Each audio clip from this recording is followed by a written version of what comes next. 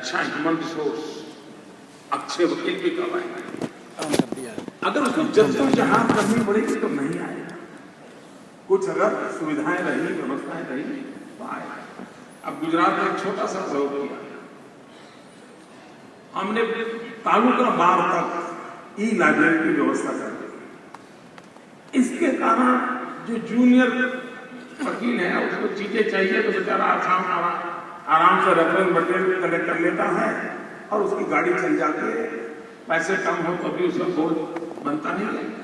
At the same time technology का इतना व्यापक होने के कारण डिबेट की क्वालिटी में बहुत बड़ा अंतर आ रहा है, आर्ग्यूमेंट की क्वालिटी में अंतर है, रेफरेंस बहुत सटीक रेफरेंस दिए जा रहे हैं और कम से कम मेहनत से ज्यादा चीजें लाने की संभावना बनी है। जितना जल्दी हो सके हम इस पूरी व्यवस्था को डिजिटल फॉर्म में लाए। अगर हमने क्वालिटी वर्क पर बल देना है, एफिशिएंसी पर बल देना है, तो डिजिटल वर्ल्ड कैन हेल्प। और मैं मानता हूं इसको जितना बल जाए, और वो जो भी सरकार जहां भी हो उसका काम है कि सारी व्यवस्था को डिजिटल फॉर्मेट में कितना जल्दी ले आए। बहुत सी सारी एक्टिविटी ऑनलाइन की जा सकती हैं और उस पर बल देने से परिणाम मिलेगा। सर, ज्यादातर न्यायपालिका बजट सरकार खर्चे, लेकिन सबसे ज्यादा बजट न्याय में जाने के बाद भी उसको खाने वाली भी सरकारी है, क्योंकि मेन लिटिगेंट गवर्नमेंट ही होती है, तो उसी में वो सारी जुडिशरी बिजी है। गवर्नमेंट में भी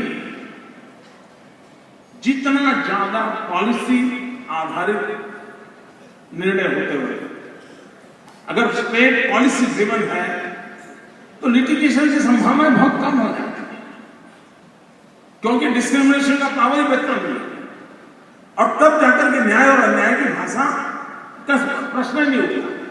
और जब हमारे देश में राज्यों को भी, और जब गुड गवर्नेंस पर हम बल देंगे तभी जाकर के पॉलिसी ड्रिवन स्टेट का हमारा विचार मजबूत बनेगा। जितना ज्यादा देश में पॉलिसी ड्रिवन गवर्नेंस के ऊपर हम बल देंगे उतने ज्यादा एज ए गवर्नमेंट जो सबसे बड़ा लिटिगेंट है और सारा समय कोर्ट कचहरी का 80% सरकारें खाई जाती है। एक तरफ सरकार होती है, दूसरी तरफ ज्यादा सामान्य नागरिक होता है।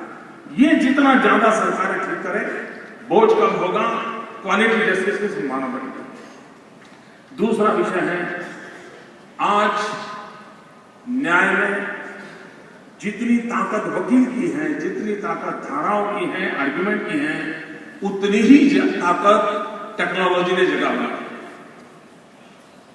फॉरेंसिक साइंस एक बहुत बड़ा रोल जस्टिस में कर रहा है। Gujarat is the first state in the world, दुनिया में कहीं पर भी फॉरेंसिक साइंस यूनिवर्सिटी नहीं है।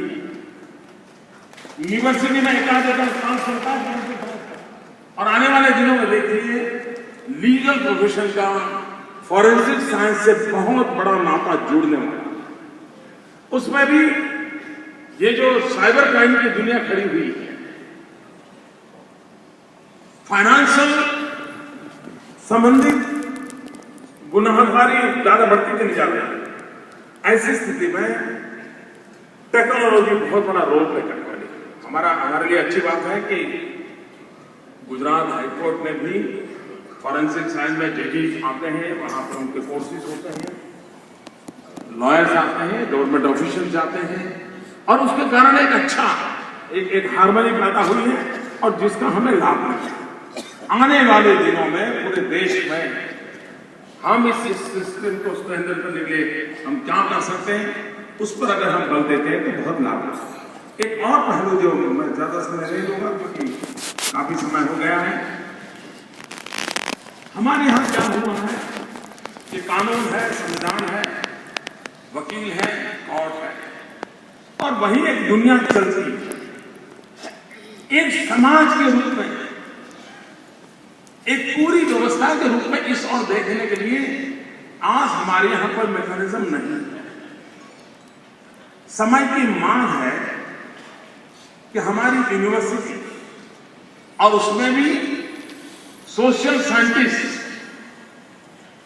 ये रेगुलर एक फीचर होना चाहिए, देश में मैपिंग होना चाहिए कि कौन सा डिस्ट्रिक्ट है, उस डिस्ट्रिक्ट में मेन किस प्रकार के लिटिगेशन होते हैं, कौन सा स्टेट है जहां सबसे ज्यादा लिटिगेशन इस प्रकार के होते हैं कि एक प्रकार के।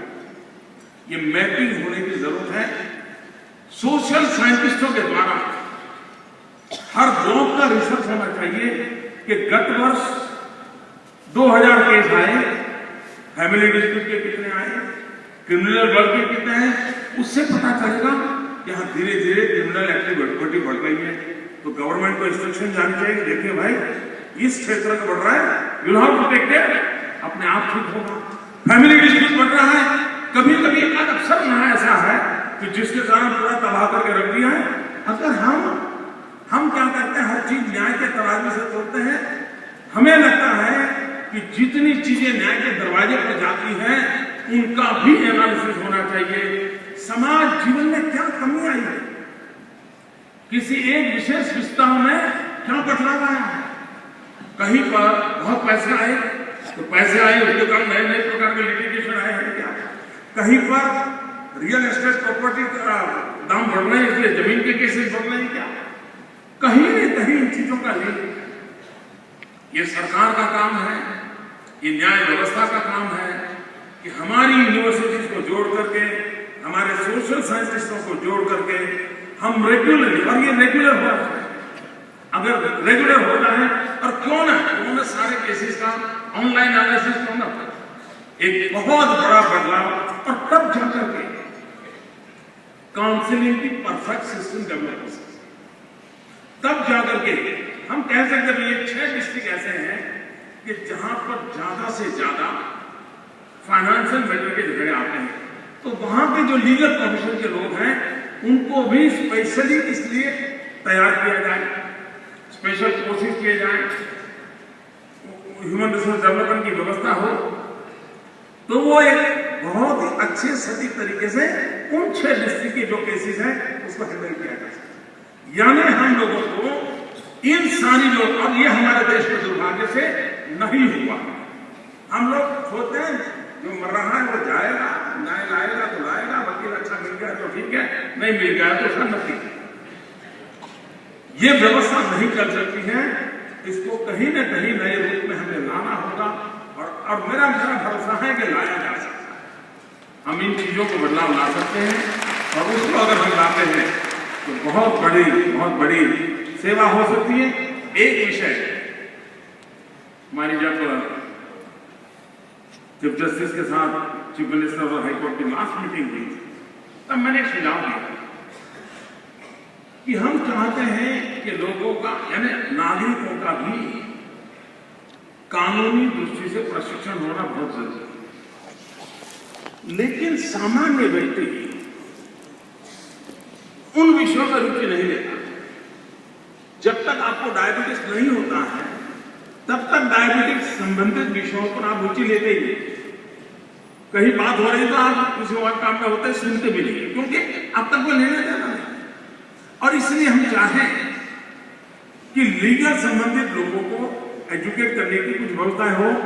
इन जनरल नेचर से फायदा नहीं होता है, वो चलते रहे, उसको बंद करने की जरूरत। लेकिन in addition to that I requested central government at that time कि क्यों न हम सप्ताह में एक दिन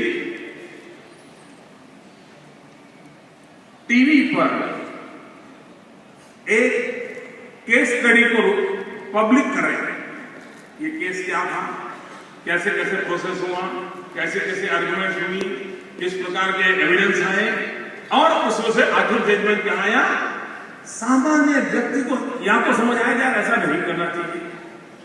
एक बहुत बड़ा एजुकेशन का मूवमेंट चल सकता है अगर पार्लियामेंट का टीवी चैनल चल सकता है, राज्यसभा का अलग चल सकता है, तो जुडिशियरी का अलग टीवी चैनल क्यों नहीं हो सकता। अगर हम लोगों को शिक्षित करना चाहते हैं, अगर हम लोगों को शिक्षित करना चाहते हैं तो यही तरीका है कि हम सामान्य से सामान्य व्यक्ति को इन बातों से परिचित करवाएं। अगर हम परिचित करवाएं तो फायदे दो हैं। वो या तो गुनाह करने से अटक जाएगा या न्याय पाने के भिन्न भिन्न रास्तों से सही रास्ता वो चुन पाएगा। और एक प्रकार से एक हेल्दी सोसाइटी के निर्माण में जुडिशियल प्रोसेस अपने आप में एक बहुत बड़ा कैटलिटिक एजेंट का रोल काम कर सकता है। ऐसे अनेक विषय हो सकते हैं, लेकिन बनन ने बहुत सारे विषय पहले एजेंडा सेट कर दिया था। मुझके लिए तो मैंने कहा है कि ईश्वर शक्ति दे। बहुत बहुत धन्यवाद।